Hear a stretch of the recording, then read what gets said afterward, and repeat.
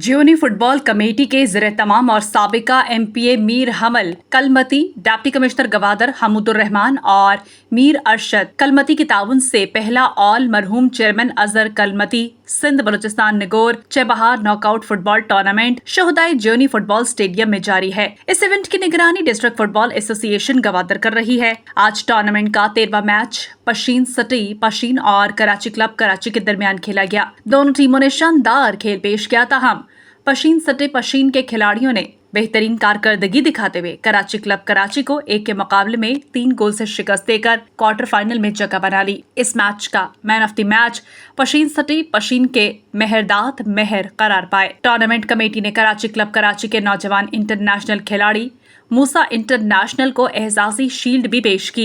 इस मैच के मेहमान खसूसी inspector fisheries force doctor Sabir शेर मोहम्मद थे, जिन्होंने टूर्नामेंट कमेटी की हौसला अफजाई करते हुए 30,000 रुपए कमेटी के लिए, 3,000 रुपए रेफरियों के लिए और 3,000 रुपए कमेटी अरकान के लिए देने का ऐलान किया। टूर्नामेंट का अगला मैच 4 सितंबर बरोज जुमेरात को मुस्लिम फुटबॉल क्लब चमन और निगार फुटबॉल क्लब पंचकोर के दरमियान शाम 4:45 पर शोहदा ज्योनी फुटबॉल स्टेडियम में खेला जाएगा।